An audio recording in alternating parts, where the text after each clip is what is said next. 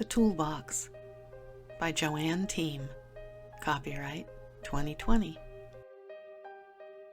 Several teenagers were hanging around the outside of an old neighborhood market one muggy summer afternoon. They were wearing the attire typical to the teens of the age, with pants hanging well below the hip bone, shirtless, exposing the underlayer of yellow faded boxers.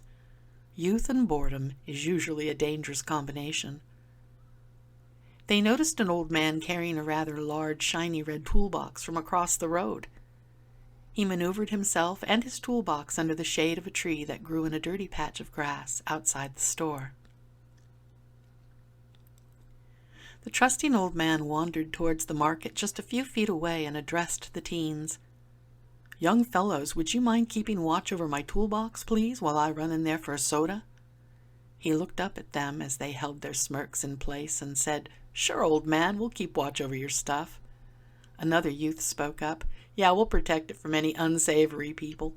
They all laughed. The old man smiled and shook his head in agreement.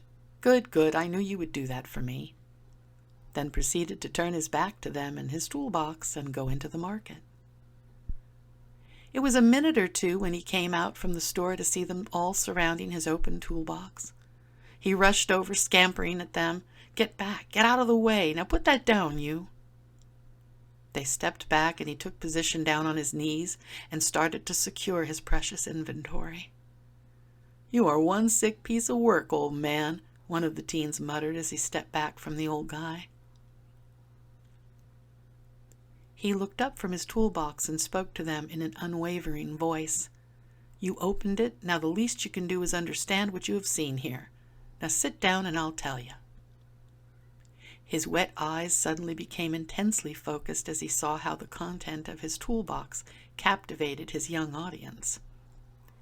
They sat in the shade, peering into the shadowed box. They watched the lines move across the old man's face as he started to speak.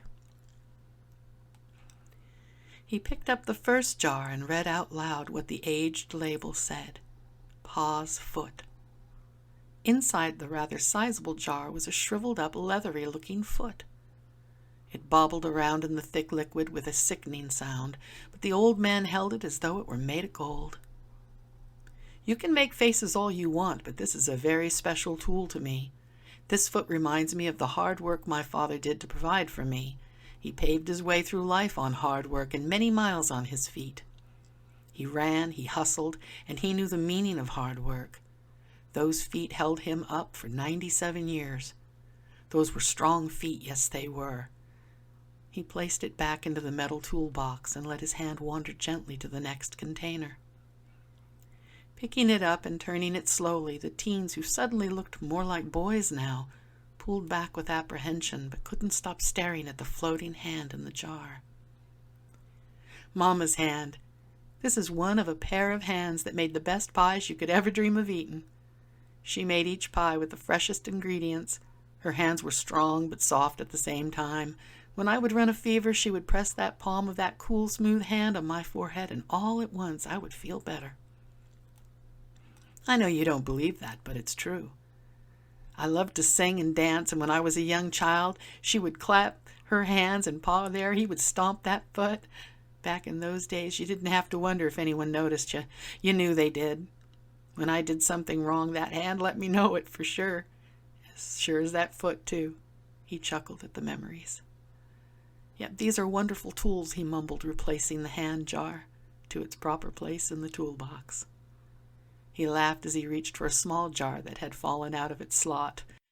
He raised up the small jar that stated it was holding my dead brother's ear.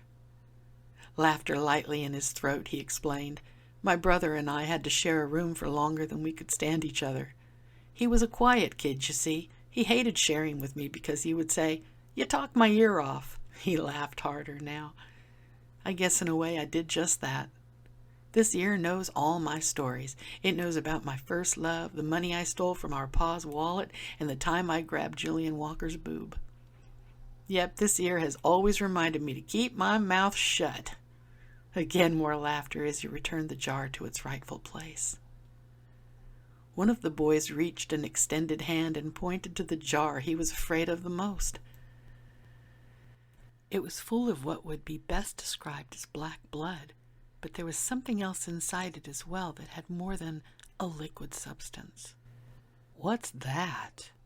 was all he could manage to utter as he pointed towards the mystery container's contents. The old man smiled and said, "I know this one doesn't look very nice, but it's the nicest of all. This is Grandma's heart. I am always reminded by this heart what it means to feel unconditional love. The woman who possessed this heart adopted 3 children whose parents were killed in a tragic fire. She worked 2 jobs to provide for those children, plus 2 of her own, one being my daddy. Her husband, my grandpa, died at a young age from a heart attack while tending to his crops. He left her with all 5 kids to support and tend to. Even the ones that went bad were never turned away from her table, or her love and affections. She taught me how to love and accept love with respect and honesty. I am forever reminded by this tool what love is really about."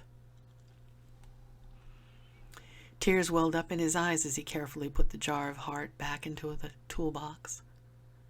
He started to close it when one of the boys put his hand on the lid and stopped him. Wait, what's that? Is that all you have in this toolbox? What about the empty jar labeled brain?" "Didn't you know any smart people, old man? What about the brain?" The old man closed the toolbox and, smiling, replied, "That jar is for my brain." He walked into the distance carrying his shiny red toolbox full of his most precious acquired tools. They called out to him one last time, "Who are you? What are you?" He turned and smiled. "I'm a soul, and these are the tools and memories of my life. What tools do you have in your box to take with you into the next?" Then he disappeared into a mist, toolbox and all.